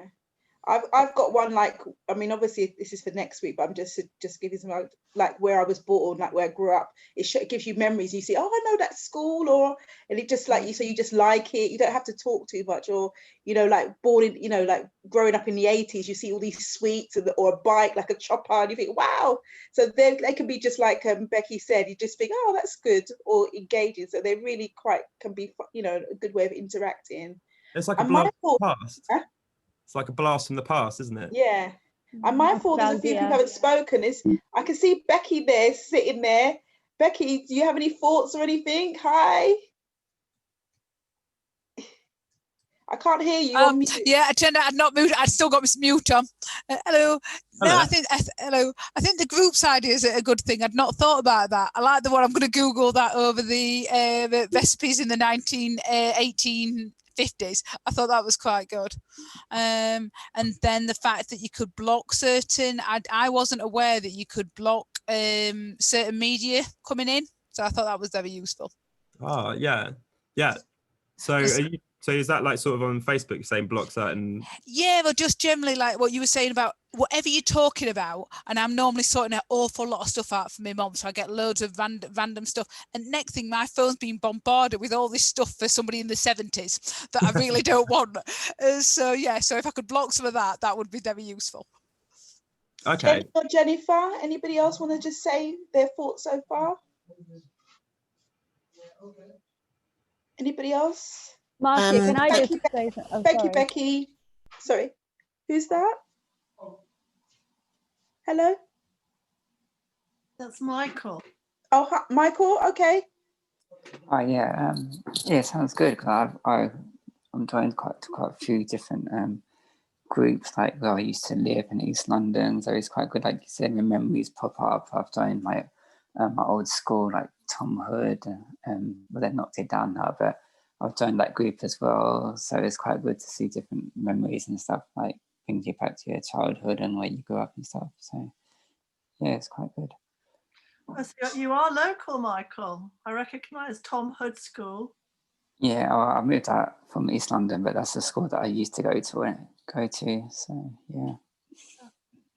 Well, we've got a whole load of people from all over the UK here, Michael, even though it's an East London charity. Oh, okay. People all over the UK. I know that you're new to this group, aren't you? Yes, I am, yeah. Thank you, Michael. No, anybody else want to say a few things? We're just changing the format a little bit, just to hear some people, you know, hear our voices a little bit, because Michael's done a lot of talking, which we're grateful for. Yeah, hi. It is. Hi. A couple of things. I think I put something in the chat when you were talking, Tom, about scheduling messages and everything and posts, which is a good reminder for me, because when I used to work in a university, I did that, and I'd forgotten that you could do that. So if people are, you know, using kind of like Facebook or something for their business, I know that we were told that you know, you can kind of work out from statistics or from, I don't know how you do it exactly, I can't remember, but if you can kind of work out when people are mostly using their social media, like we found out that if we sent out messages in the evening around 9 o'clock or something, that was the best time, because that was the time that people looked at their phones the most. So then your posts have, you know, they're kind of not competing with a lot of other messages maybe, and they might be taken more notice of at that time, because people, that's the time when maybe people are using their phones the most, or something like that. I mean, 100%. Yeah. So that's a really good point. So there is a lot of people have done a lot of research into sort of when we engage with social media the most, and I think it's very different for different demographics, depending on sort of what sort of your main audience is, and sort of you've got to take into consideration. You know, if you take a cross section of the sort of people that your service users, or the people that sort of are engaging with the community. I know for a fact that you know, with Facebook adverts, you can set up adverts to target specific demographics, and you can see with the adverts, you can see which demographics are reacting best with them. So you could, if you have the information about what sort of your demographics are, you know, for instance, if you were targeting, if you had a product for mums, or parents, sort of, you know, with children at primary school, you probably wouldn't post something during sort of school drop off and pick up. Do you know what I mean? Because that's like a time that a lot of people would be like going out and doing the school run. So if you're, a lot of the time, think about when you would be looking at Facebook, and if it's something that if you're trying to communicate with a community, chances are, you know, unless you've got a really interesting sleeping pattern and you work at night, chances are you're probably going to be on like sort of when you post, or when you think would be the most opportune moment for you to post, is probably going to reflect quite well for your audience. But yeah, definitely be aware that like kind of different times of day have different levels of engagement. If you post something at 4 o'clock in the morning, you know, 3 people might see it, whereas you posted the same thing sort of, you know, at lunchtime, you know, when everyone's sitting down eating some lunch, you know, like 1:30, you know, 12, 1:30, where people are doing it. Because I used to do events or manage events, we'd think about, okay, fine, so Saturday's the event, so we'd want a reminder post on Friday, we'd want it to go live a month before, we'd have reminders every week, and it would be at, you know, people are just coming up, you know, they're in rush hour or coming home from rush hour, so 6 o'clock was about the time that we'd have the post. So someone comes in, you have a cup of tea just on Facebook, oh look, there's an advert, or there's a post about that thing that's relevant to, you know. So you do have to, I 100% agree, you do have to think about sort of not only the relevancy of your post, but how relevant it is at the time that you're posting it. You know, like kind of, it could be the most important thing in the world. If everyone's asleep for it, they're not going to get any attention, they're not going to pick it up. So yeah, who you're posting to and sort of when's going to be the most convenient to them. Yeah, that's a really good point, and that kind of fits in with scheduling as well, doesn't it? So if you work out that time, if you know that like 6:30, 7, you know, when everyone's eating their dinner, or 9, or whenever people are just on their Facebook, you know, that scheduling posts, you know, once a week or 2 or 3 times a week at that time, you know, you can do that, and it's done, and you don't have to worry about it, and you know that your social media content is ticking over. To keep at least to make it so that people are still coming to your Facebook page. You want traffic to your product or your campaign or your post or your page. You want people to come and engage with it. So, you know, but you don't want to have to be constantly engaged with it. So by scheduling posts, you can do both of that. You can make it engaging with new and fresh content without feeling like you're trapped and having to, you know, at the beck and call of like constantly sort of updating it and adding stuff to it.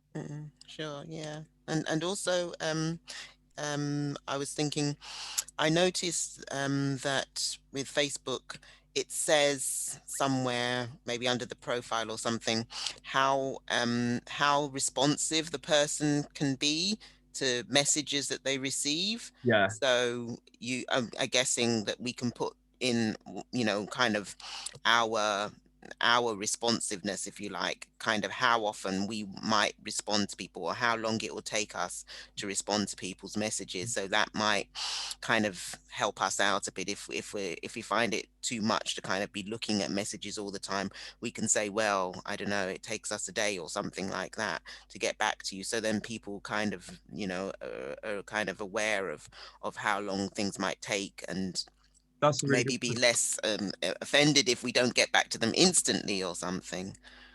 Yeah, no, of course, that's a really good point. I think what you're talking about is Facebook gives you, it's like a rating.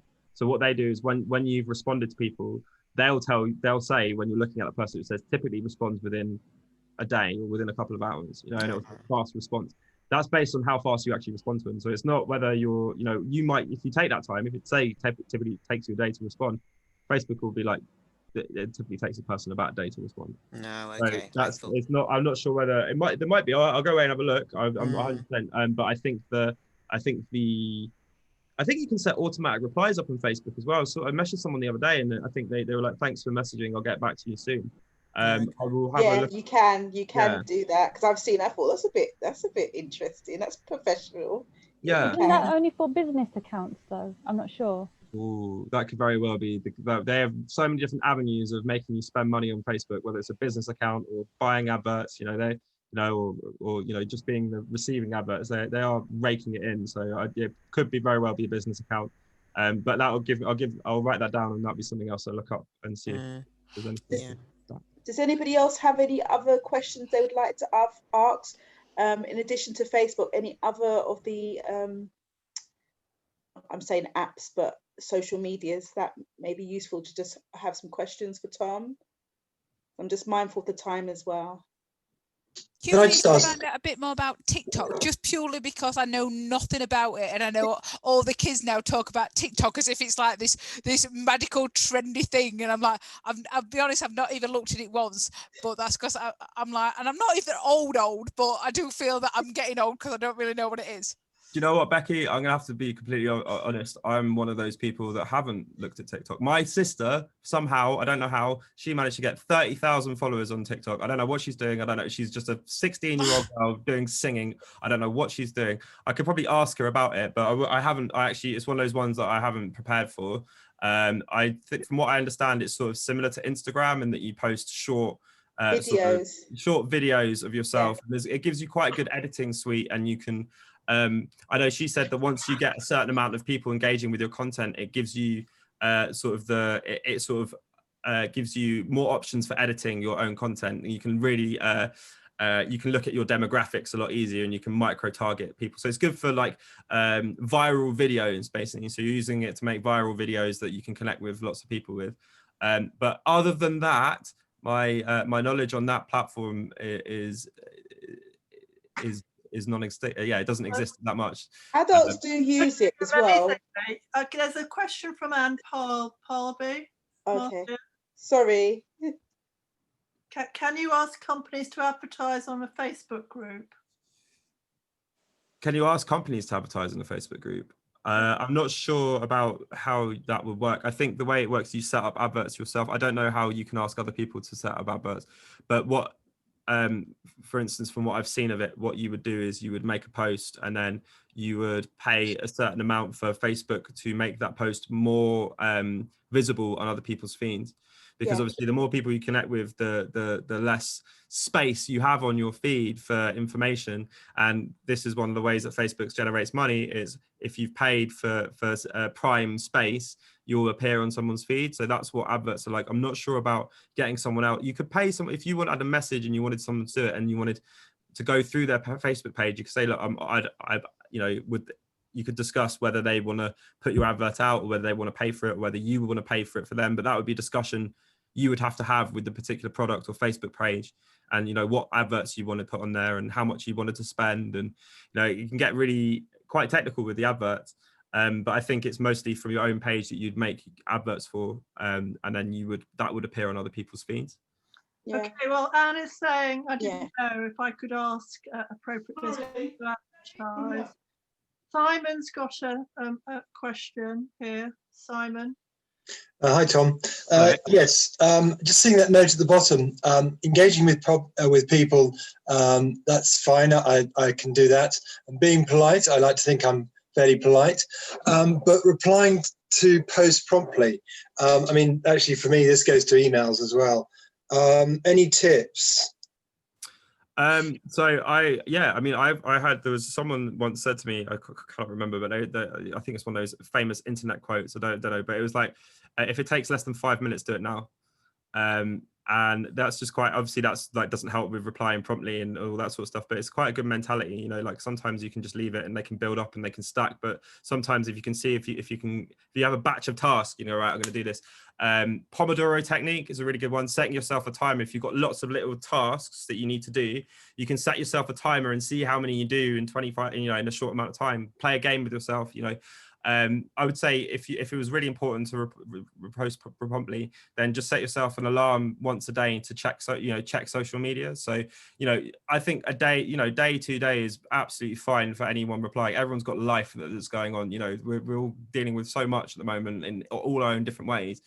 You know, it's not the be all or the end all that someone doesn't sort of respond. Obviously, if it's urgent, if it's time based, you know, if you've got a deadline for something, or if you've got something that's got to go out, or someone's trying to communicate with you, then it requires more, you know, more prompt response. I think was it where you've got important and urgent but not important, not urgent but important, and not urgent or not important. It's like sort of a quadrant where you have the most urgent and most important things up here, and then the least urgent and least important things down there. And obviously, like the things that are time-based and really important, they're the things you should focus on.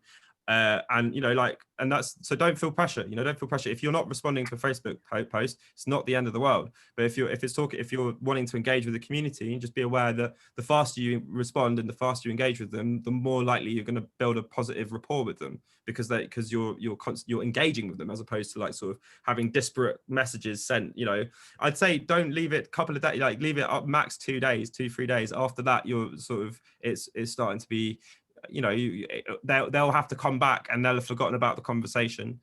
But yeah, my biggest advice with that is maybe set yourself, just again, allocate some time during the day, and that way you don't have to remember it. You just know that as soon as it's that time of the day, that's when you're going to do it for your Facebook page, and that's where you reply to people.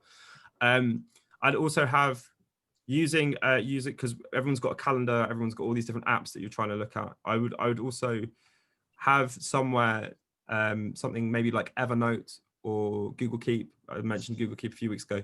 Having a place where you, like a notepad that you can access both on your laptop and on your computer, or on your phone, should I say, something that goes between the two of them. So you can write a checklist that appears on your computer that will be updated on your phone. You know, so if you've got things that you want to do or things that you need to remind yourself, I've got an app that I use that I just keep. It's called TickTick, not TikTok. It's called TickTick. I think you can pay about £3 a month for it, and I really like it. It's my to-do list sort of thing. But the things that you, anything like that, set reminders. You know, automate it, turn it into something that you're just like, I know I need to do this once a week. I'm gonna set a reminder, or I know I need to do this once a day. I'm gonna set a reminder. Obviously, you've got to be careful of the notifications. The more notifications you get, the more less likely you're going to even listen to them. You know, that's the payoff, the trade-off. You know, I've got things that set off notifications on my computer that I just ignore now, because I've spent so often just not doing them, that it's more of a notification to remind me to ignore it. So be aware of using lots of notifications, but that's what I would do if you're worried about responding promptly. That's what I would look at.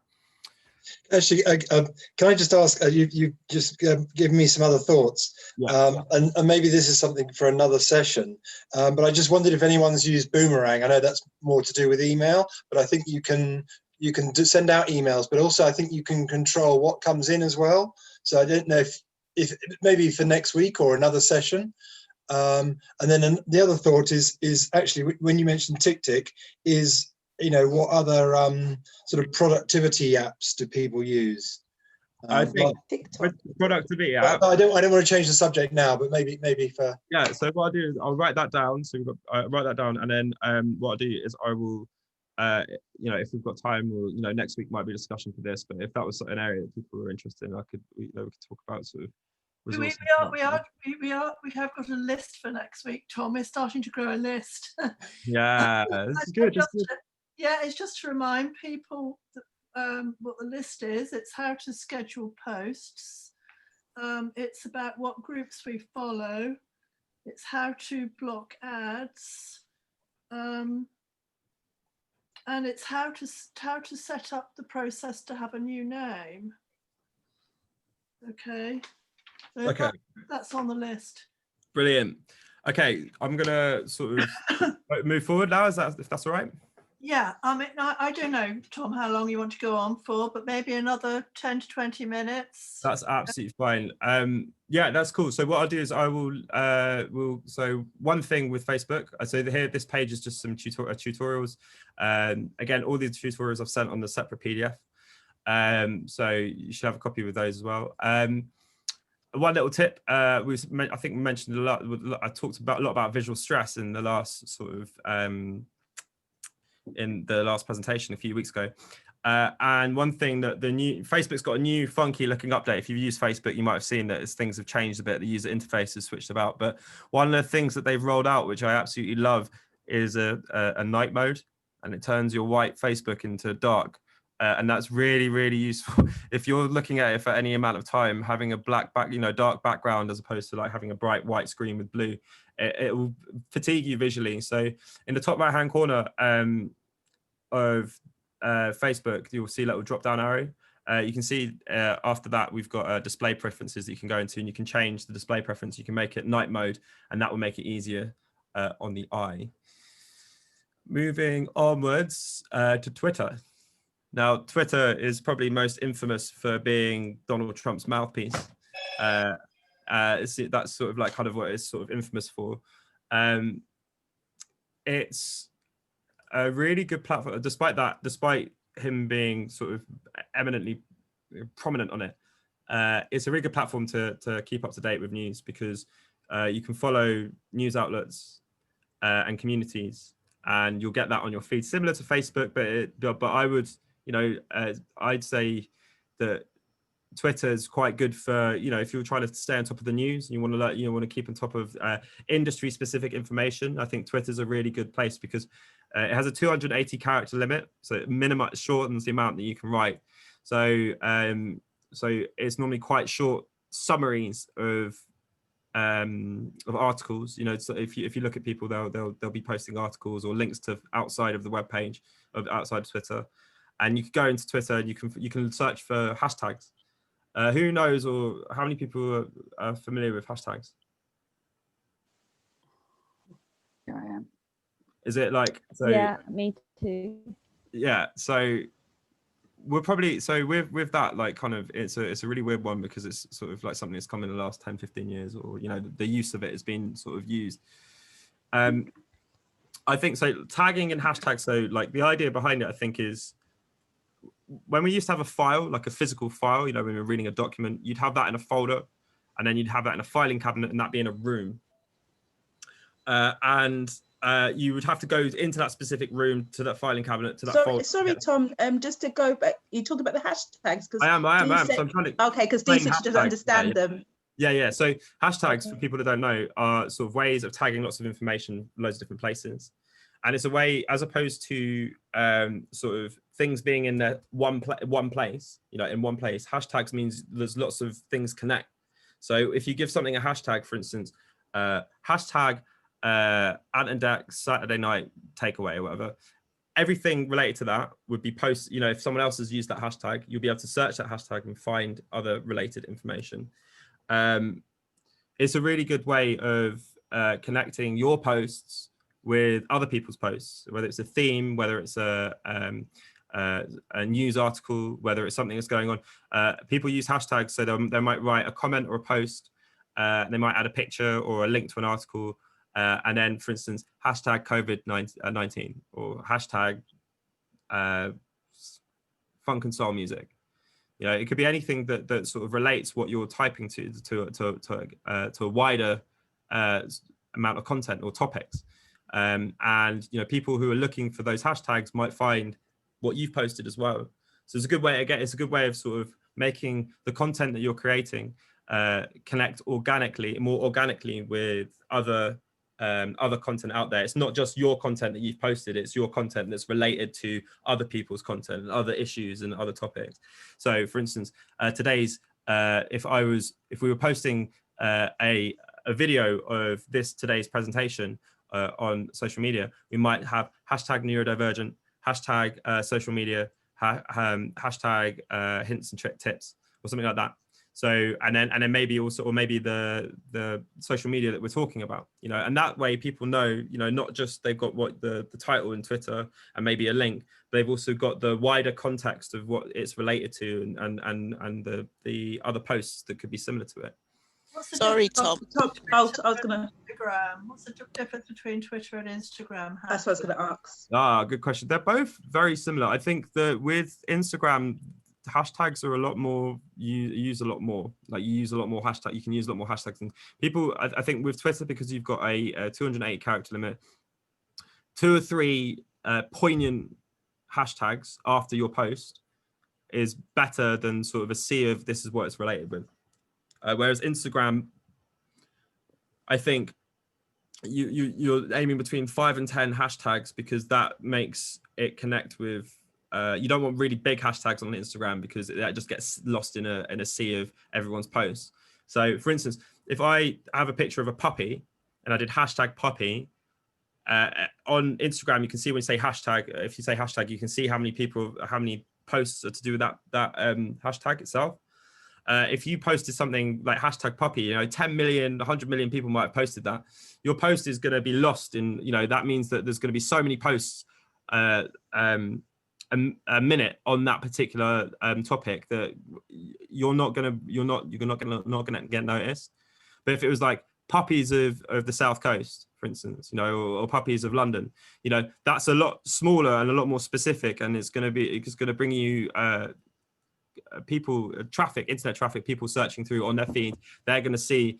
It's going to be a lot easier for them to see those posts with those sort of hashtags than it would be for really broad hashtags. So having some specific hashtags about your post on Twitter and on Instagram, they both work similarly, but Twitter's got a character limit that means that you should be aware of, and you don't want to give a sea of hashtags.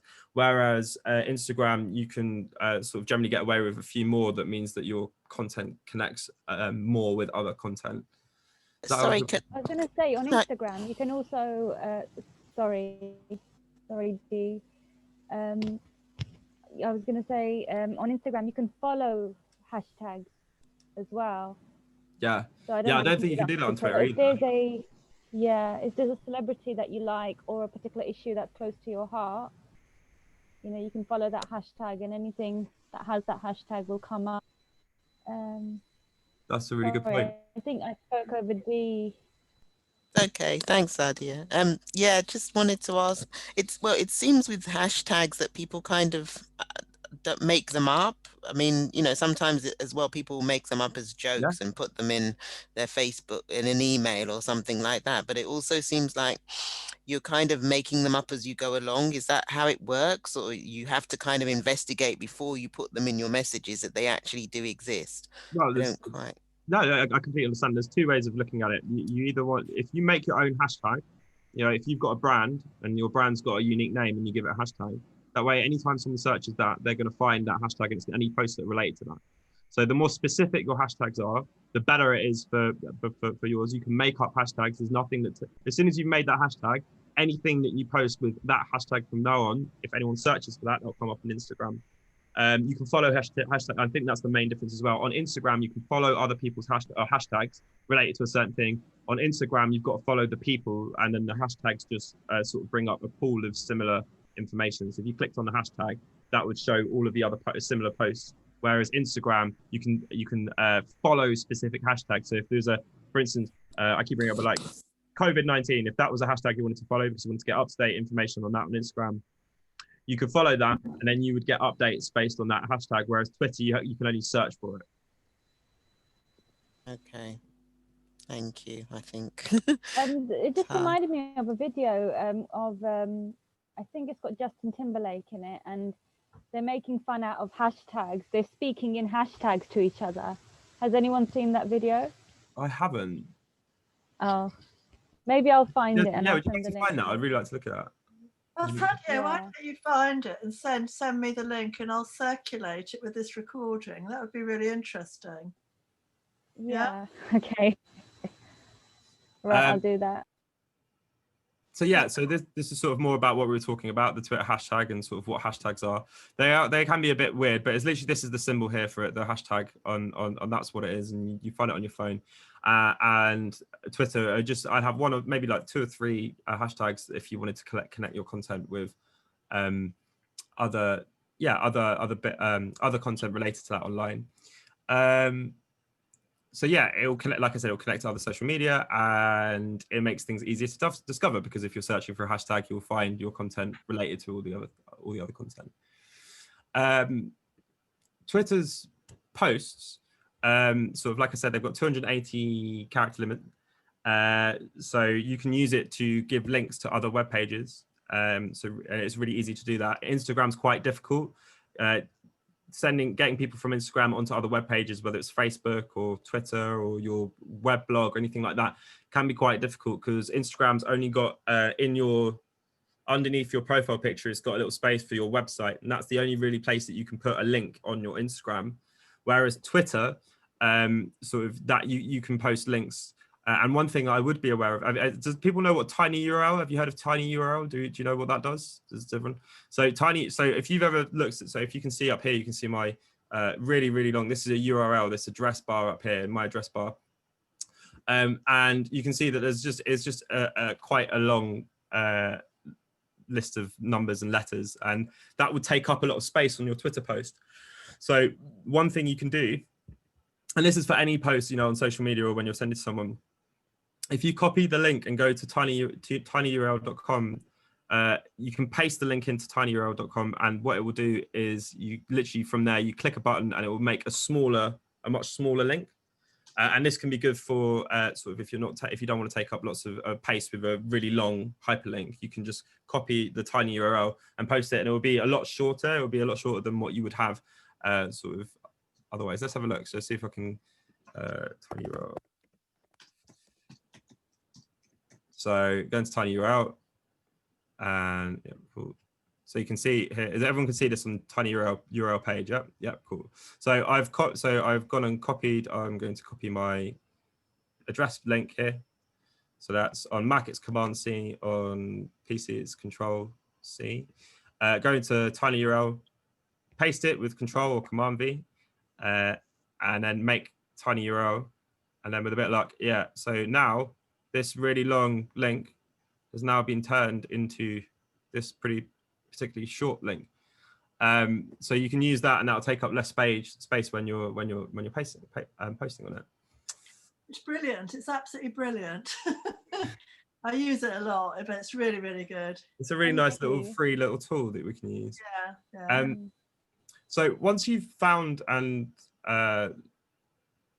once you've found the articles that you want to follow, or people that you want to follow. So as you like and follow more people, the Explore page on Twitter starts filling up with trends of both things that you like and things that you want to follow, or things that relate to your interest. And this can be really useful, like I said, for keeping up to date. If you're following, say, like BBC News and any other sort of news formats, media, so any sources of media, you can follow them, and then you'll get updates on your phone with that. So it's a really good way of keeping up to date with what's going on in the world. This is a training guide, again, another link for a training guide. And this is the breakout room thing, but what I think is would probably be really good for people anyway, like so we can finish off like sort of here, I'll finish off with sort of a task. And that's the idea behind this is just go on, if you get Twitter, so if you can get Twitter for next week, and what would be really good is if you could find hashtags or sort of people that you want to follow. So I like Arkela, I really like him. I really like, so other people that give really good commentary. If you find some of these people and you follow them on Twitter, and then see how it affects your Twitter page. If you haven't made Twitter before and you're making an account, it'd be really interesting to see as you add more sort of people, if you follow more people, you'll see how your Twitter feed changes. lots of tongue twisters there. But yeah, you can see how you're gonna so you can see how that changes, and you'll start getting funneled more information that's relevant to the things that you're interested in. And so just a bit of sort of prompting, or you can use this as a sort of guidance. Definitely go and find your own people, go and look for other people. But a good start would be if you went onto each one of these Twitter pages, these Twitter links, and give them a follow. You'll see that you will start getting some neurodiverse and neurodivergent sort of based updates. And obviously that's going to be really good, because if there's any articles or any sort of relevant articles to you, you'll get them start popping up on your feed. And we also got news sources here. And next week, I've got some tools and some websites that are good for evaluating news sources, because one of the big things with social media is that, like, kind of, you don't really get to check your sources. You don't really get to know where it's coming from. Someone might have reposted something, and so, or there might be an article that's particularly resonates with you, but sometimes the news source itself isn't as reputable and something like that. So and I'll talk a bit about that next session. But I just wanted to, I think that's probably a good place to round it off and open up the floor to anyone if they got any final questions. So are you saying, Tom, our task for next week is to create a Twitter? If you haven't got Twitter and you want to try this out, there is literally no, this is just like, this is a breakout room task. I just want to see if people wanted to do it. So, but between now and next week, similar to like the Facebook groups, we're going to go away. Maybe if you've got some Facebook groups, you can bring them to the session next time. We can talk about them. Maybe we'll have a little place we can write them down and share them with everyone. But with this as well, it'd be cool if people want to just, if you want to explore, get Twitter. And you can, that's really easy. You go to twitter.com, or you can get the app on your phone.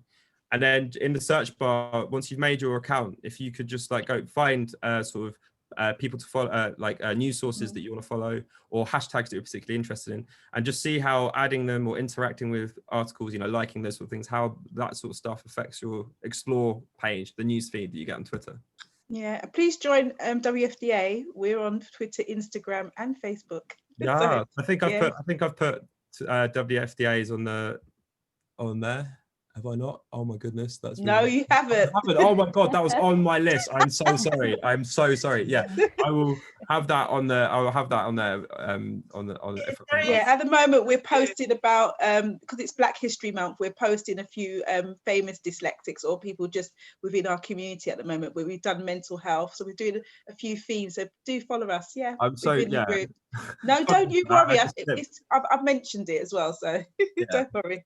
It's because of the fact that Tom knows me through Achievability. I think that's why that's happened. Yes, that is quite possibly why. That's why. Okay. Thank you. Good save. Thank you. Yeah, she's covering you. She's saving you. No, I'm joking. All right, sorry. That's absolutely it. That is why it's happened. I know that because what we've got is Sadia and Marcia here at this session, who are both involved in WFDA social media. Sadia particularly for Instagram and Marcia Facebook. So should we stop sharing so we can see everybody? Yeah, let's do that. Thank you so much, Tom. That was really helpful. I've got a lot to learn. Have you got any questions? I've got lots. I feel a bit more confident with some things, so thank you. But hopefully with the discussion next week, people can ask more questions. Yeah, of course. I'd love that for next week. So we've got a bit of a wish list now, Tom. Yeah.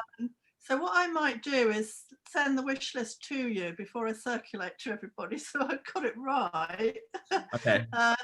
Because this is the wish list to cover for next session, as well as what you've got left on your presentation. Because you still.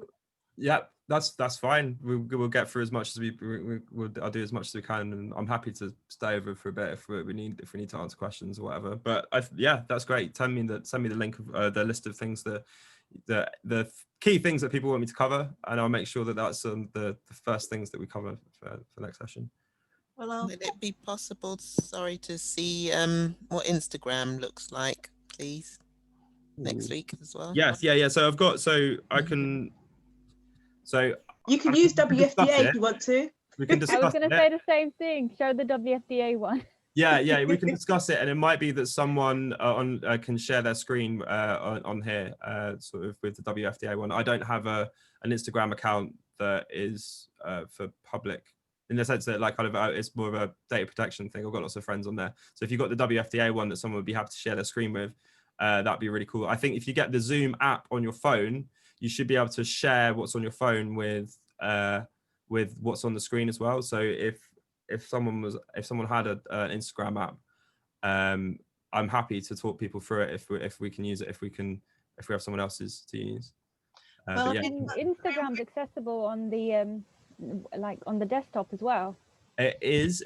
I'd say that like it is one of those ones where I think it's better to do it on the phone. I think the phone, that's where you're going to be looking at it most, and posting on Instagram on the PC, while you can do it, you're very limited by like what the things you can do. On phones you've got filters and generally it's just a lot easier to use on the phone. I'm happy to talk about it on the desktop, but I think that it's one of those ones where I've tried to do things on Instagram desktop and it's just been really difficult and clunky, whereas on the phone it's just been really quick. But yeah, 100%.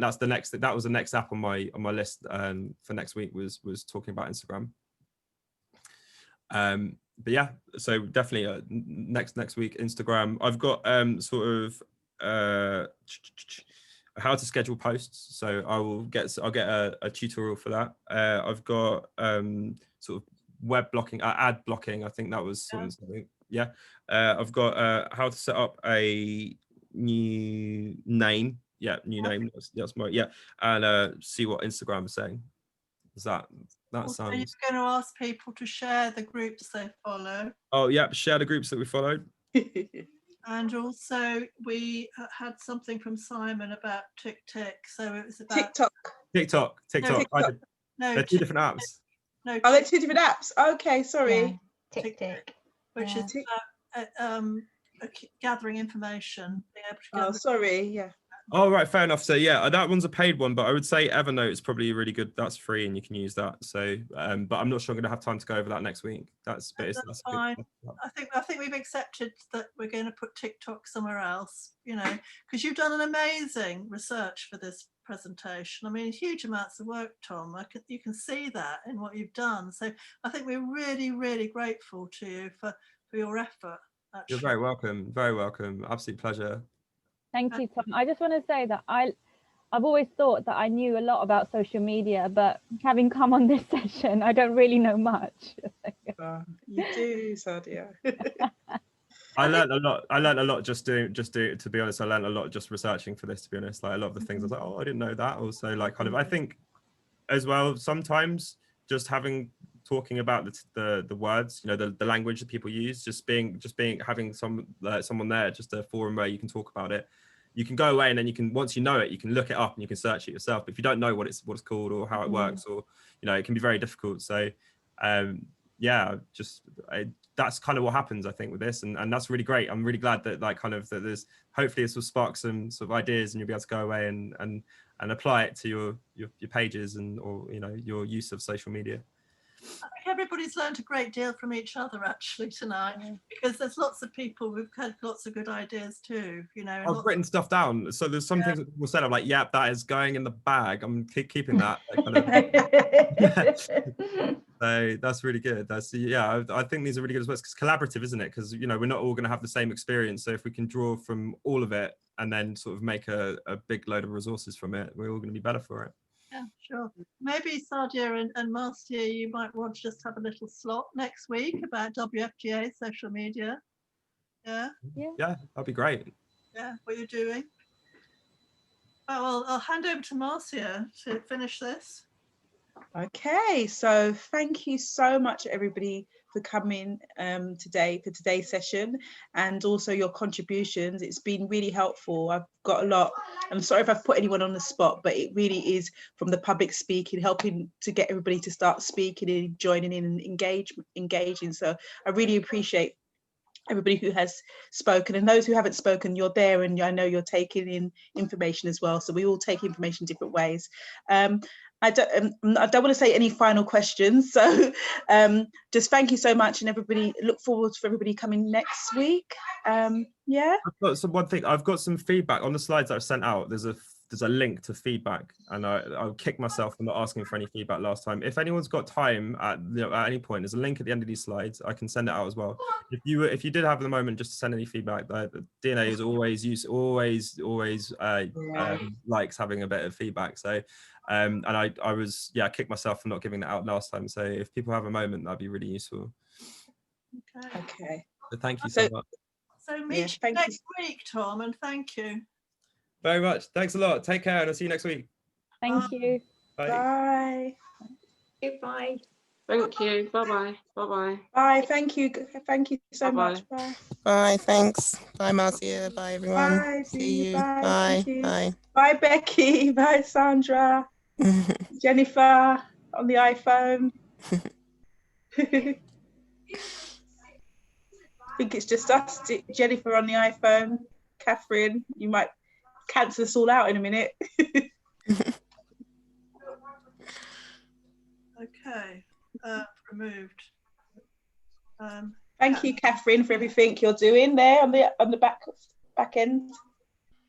Okay, well done, Marcia. You know, and Sadia.